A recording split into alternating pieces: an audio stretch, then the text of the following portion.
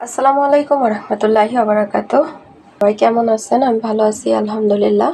তো আজকে হচ্ছে আরেকটা রেসিপি নিয়ে আসলাম। আজকে করব হচ্ছে ফুলকপি সিম আলু দিয়ে হচ্ছে কাতলা মাছের ঝোল। তো আর এখানে পেঁয়াজ টমেটো কাঁচামরিচ ধনিয়া পাতা যা যা লাগবে সব আর কি আমি কাইটে বেশি সুন্দর করে ধুয়ে রেডি করে নিয়েছি। তো চলেন এখন রান্নায় চলে যাই।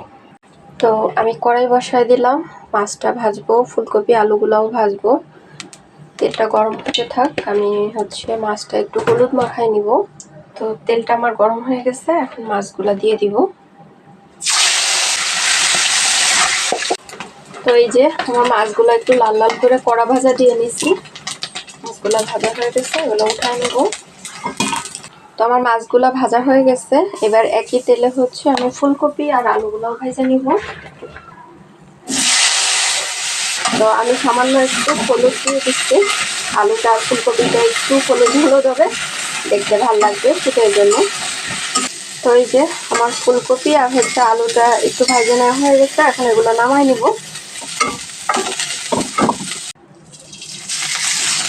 দিয়ে দিলাম পেঁয়াজ কুচি, একটু লাল লাল করে ভেজে নিব। তো এই যে আমি পেঁয়াজটা একটু লাল লাল করে ভেজে নিচ্ছি, এখন হচ্ছে বাকি মশলাগুলো দিয়ে দিব বাটা মশলা দিয়ে দিলাম, পেঁয়াজ রসুন আর হচ্ছে শুকনো মরিচ একসাথে বাটা, আর হচ্ছে কিছু কাঁচামরিচ দিয়ে দিলাম লবণ। মশলাটা একটু কষায় নিব, পরে হচ্ছে শুকনো মশলাগুলো অ্যাড করব। শুকনো মশলাগুলো দিয়ে দিলাম হলুদ গুঁড়া, ধনিয়ার গুঁড়া, দিয়ে দিলাম জিরার গুঁড়া, দিয়ে দিলাম শুকনো মরিচের গুঁড়া, একটু পানি দিয়ে দিব। এগুলো এখন কষায় নেব ভালো করে। তো এই যে আমার মশলাটা সুন্দর করে কষানো হয়ে গেছে, তেল ছেড়ে দিচ্ছে। এবার হচ্ছে আমি সিমগুলো দিয়ে একটু কষায় নিব।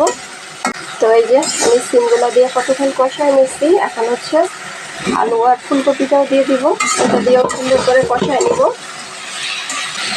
তো এই যে সিম আলু ফুলকপি আমার সব কিছু সুন্দর করে কষানো হয়ে গেছে। এবার হচ্ছে ঝোলের পানি দিয়ে দিলাম ঝোলের পানি। তো তরকারিটাই যে বলক চলে আসছে বা ফুটে গেছে, যাই হোক, এখন হচ্ছে মাছগুলা দিয়ে দিব। তো এই যে আমি সবগুলো মাছ দিয়ে দিলাম, দিয়ে এখন ঢাকা দিয়ে রান্না করব। তো চলুন দেখি তরকারির কি অবস্থা। যে দিলাম কিছু টমেটো, এখন হচ্ছে কিছু ধনিয়া পাতা দিয়ে দিব, আবার ঢাকা দিয়ে রাখবো, 10 মিনিট পরে ফিরে আসবো। তো আমি আবার ফিরে আসলাম, তরকারি হয়ে গেছে, নামাই নিব, চুলাটা অফ করে দিব। তো এই যে হয়ে গেছে আমার সিম আলু ফুলকপি দিয়ে কাতলা মাছের ঝোলের তরকারি। তো কেমন হয়েছে সবাই জানাবেন, আর দেখা হবে অন্য কোনো ভিডিওতে। সে পর্যন্ত সবাই ভালো থাকবেন, আল্লাহ হাফেজ।